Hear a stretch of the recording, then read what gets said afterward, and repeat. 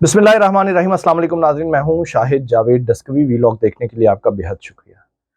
नाज़रीन, मुल्क की सियासत अपनी तमाम तर खराबियों की इंतहाओं को छूकर अब वापस बेहतरी की तरफ आती हुई नज़र आ रही है। तमाम सियासी कुव्वतों और इस मुल्क के स्टेक होल्डर्स को इस बात का इदराक हो चुका है कि मसाइल और मुश्किलात में घिरे हुए पाकिस्तान के लिए महाज आराई की सियासत जहर कातिल के सिवा कुछ नहीं। 9 मई के वाक़यात इंतहाई अफसोसनाक, करबनाक और तकलीफ देह हैं, जिनकी किसी भी सूरत हमायत नहीं की जा सकती। लेकिन कुछ मफाद परस्त सियासतदानों ने इन्हें भी अपने मज़मूम मकासद के लिए इस्तेमाल करने की कोशिश की और जलती पर तेल डालने के लिए बड़ी अतावली का मुजाहरा किया, बड़ी जल्दबाजी का मुजाहरा किया। इन सियासतदानों में हुकूमत में बैठी शख्सियात तो कम थी, लेकिन हकूमती पार्टियों से जुड़ी हुई शख्सियात बहुत ज़्यादा थी। वो चाहती थीं कि पीटीआई पर पाबंदी लगाई जाए और उसे सियासी मैदान से बाहर निकालकर इलेक्शन करा दिए जाए। लेकिन नवाज शरीफ ने इंतहाई दानिशमंदी का मुजाहरा करते हुए अपनी जमात के कायदीन को सख्ती से मना किया है कि पीटीआई पर बैन की बातें मत करें। मैं समझता हूं कि मियां नवाज शरीफ के इस बयान से पीडीएम में शामिल बहुत सी शख्सियात के अरमानों पर पानी फिर गया होगा, लेकिन मौजूदा मुल्की हालात में यह उनकी जानिब से एक अच्छा इकदाम है, जिससे लगी हुई आग बुझाने में मदद मिल सकती है। जहां तक 9 मई के वाकयात और ख़ास तौर पर कौम के शुहदा की यादगारों पर हमलों का ताल्लुक है, इस तनाज़र में मुझे एक वाकया याद आ रहा है। दुम्मातुल जुंदल रूम की हदूद में सुबह शाम का एक सरहदी शहर हुआ करता था, जो आजकल सऊदी अरब का हिस्सा है। ये एक तजारती गुजरगाह थी। इसके गिरदोनवाह के इलाके में डाकुओं और लुटेरों का राज हुआ करता था, बल्कि ये शहर डाकुओं का मरकज था, जो इन इलाकों से गुजरने वाले तजारती काफिलों और मुसाफिरों को लूटते थे। किसी को इनकी सरकोबी का हौसला नहीं था, किसी को हिम्मत नहीं थी कि वो इनका कला कमा कर सके। डाकुओं ने मुसलमानों के भी कई काफिले लूटे, इसलिए नबी करीम सल्लल्लाहु अलैहि वसल्लम ने इनकी सरकोबी का फैसला फरमाया और आप सल्लल्लाहु अलैहि वसल्लम ने रबीउल अव्वल 5 हिजरी को 1000 मुजाहिदीन का लश्कर लेकर दुम्मातुल जुंदल की तरफ रवाना हुए। लेकिन डाकुओं को लश्कर इस्लाम की आमद की इत्तला मिली तो वो भाग गए थे, और इस गजवा में मुसलमानों को जानवरों की एक बड़ी तादाद माले गनीमत के तौर पर मिली।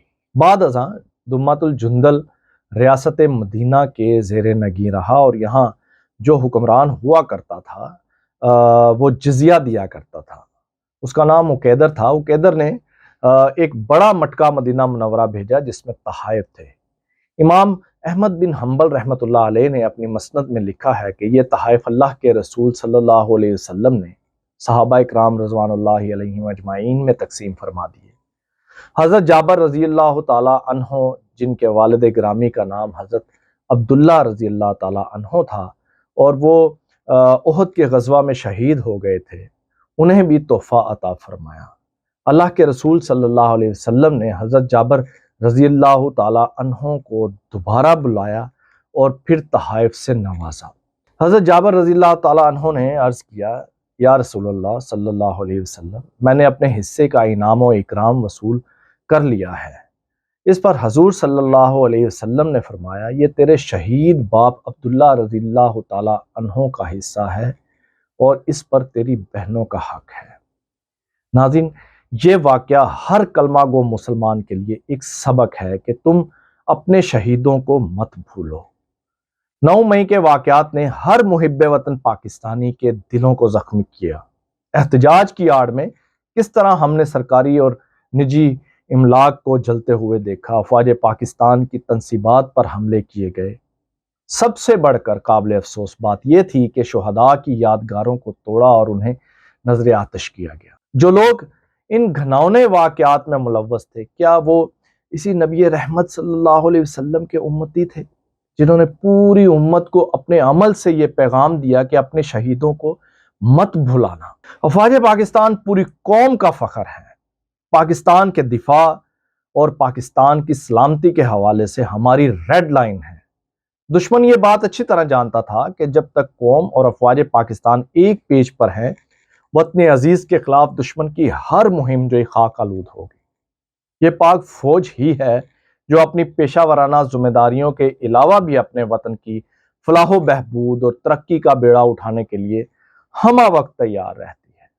پاک فوج کو نقصان پہنچانے کے لیے، اسے کمزور کرنے کے لیے دشمن کافی عرصے سے ایک سازشی خاکے پر کام کر رہا تھا، جس کا اظہار میں پہلے بھی کئی بار مختلف ویلاگز میں کر چکا ہوں۔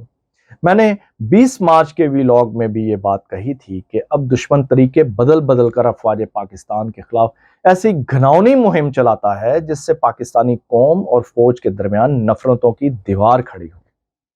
دشمن نے بڑی چالاکی سے پاکستان کے سیاسی عدم استحکام کا سہارا لے کر اپنی سازشی خاکے میں رنگ بھرنے کی کوشش کی۔ جو کام وہ خود نہیں کر سکتا تھا، وہ جنونی قسم کے پاکستانیوں نے کر ڈالا۔ پاکستان دشمن قوتوں نے باقاعدہ ایک ٹیم اس کام کے لیے تیار کر رکھی ہے۔ اس میں کچھ لوگ پاکستان آرمی سے نکالے ہوئے بھی شامل ہیں۔ کینیڈا، امریکہ اور برطانیہ میں بدنام زمانہ بھارتی خفیہ ایجنسی را کے لوگ انہیں ٹاسک دے رہے ہیں۔ عادل راجہ اس ٹیم کا سرگنا ہے، جس کے پروپیگنڈے کا شکار ملک کی سب سے بڑی جماعت پی ٹی آئی بھی ہو گئی۔ ناظرین، 20 مارچ کے ویلاگ میں ہم نے پی ٹی آئی اور عمران خان کو خبردار کیا تھا کہ وہ اس شخص کے پروپیگنڈے کا شکار نہ بنے، اس سے آپ کو نقصان ہوگا۔ ہم نے کیا کہا تھا، آپ بھی سنیے۔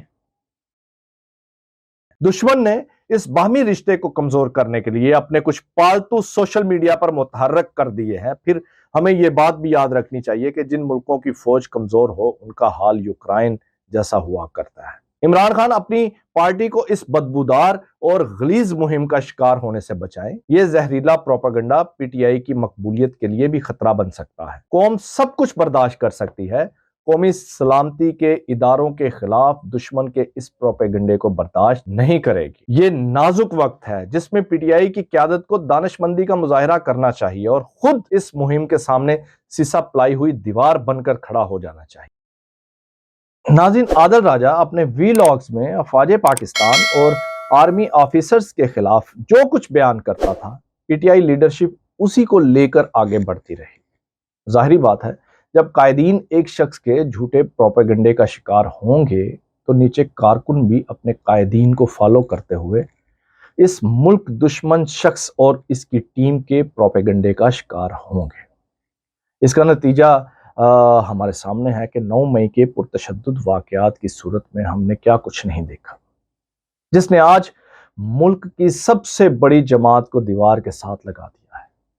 میں نے بہت پہلے کہا تھا کہ اگر پی ٹی آئی نے افواج پاکستان کے خلاف مہم ترک نہ کی تو اس کے اپنے ہی لوگ پارٹی چھوڑنے پر مجبور ہو جائیں گے۔ آج وہ وقت ہمارے سامنے ہے۔ 9 مئی کو پورے ملک میں جو ادھم مچایا گیا، پورے پاکستان میں اس کی حمایت کرنے والا کوئی ایک شخص سامنے نہیں آیا۔ خود عمران خان بھی ان واقعات کی مذمت کرتے ہوئے نظر آ رہے ہیں، بلکہ مذمت کرنے پر مجبور ہوئے ہیں۔ ملک کی سب سے بڑی جماعت آج دیوار کے ساتھ لگی ہوئی ہے۔ عمران خان کو اس بات کا شبہ ہے کہ یہ جلاؤ گھیراؤ پی ٹی آئی کے کارکنوں کے بجائے کسی اور نے کیے ہیں۔ خان صاحب، ممکن ہے آپ کی بات میں کسی حد تک سچائی ہو، لیکن جب ایسے حالات پیدا ہوں تو دشمن بھی بہتی گنگا میں ہاتھ دھو جایا کرتے ہیں۔ یہ فطری بات ہے۔ سیاسی میدان میں آپ کے دوست انتہائی کم اور دشمن چاروں طرف ہے۔ ممکن ہے آپ کی حریف جماعتوں میں سے کسی نے یہ کام دکھایا ہو، لیکن یہ بات آپ ثابت کیسے کریں گے؟ افواج پاکستان کے خلاف جو بھی جماعت آج ایسا رویہ رکھے گی، وہ پاکستانیوں کے دلوں سے اتر جائے گی۔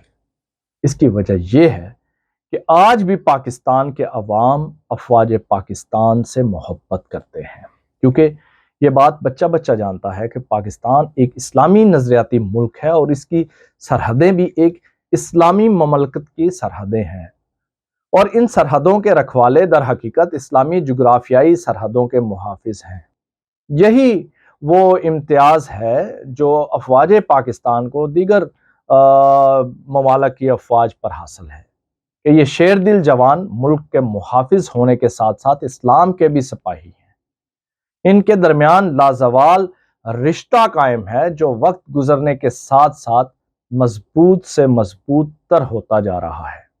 دونوں ایک دوسرے کے لیے لازم و ملزوم ہیں۔ اس وقت عمران خان اور پی ٹی آئی کو افواج پاکستان اور آرمی آفیسرز کے متعلق اپنے رویے پر نظر ثانی کی اشد ضرورت ہے۔ عادل راجہ اور ان کی ٹیم کے پروپیگنڈے آپ کی تقاریر اور پالیسیوں میں دکھائی نہیں دینے چاہیے۔ آپ اس قسم کے بیانیے کو جتنا لے کر چلیں گے آپ کی پارٹی کو اتنا ہی نقصان ہوگا۔ صرف گفتار سے نہیں، اپنے اعمال و کردار سے آپ کو ثابت کرنا پڑے گا کہ آپ افواج پاکستان کے خیر خواہ ہیں۔ اس وقت قوم کے ذہنوں میں 9 مئی کے واقعات نے بہت شکوک و شبہات ڈال دیے ہیں۔ وہ جب تک دور نہیں ہوں گے تب تک آپ کی سیاسی گاڑی پٹری پر دوڑتی ہوئی نظر نہیں آئے گی۔ چلے گی تو ضرور، لیکن دوڑتی ہوئی نظر نہیں آئے گی۔ اسی کے ساتھ اگلے ویلاگ تک کے لیے اجازت دیجیے۔ اپنا اور اپنے چاہنے والوں کا خیال رکھیے گا۔ اللہ حافظ۔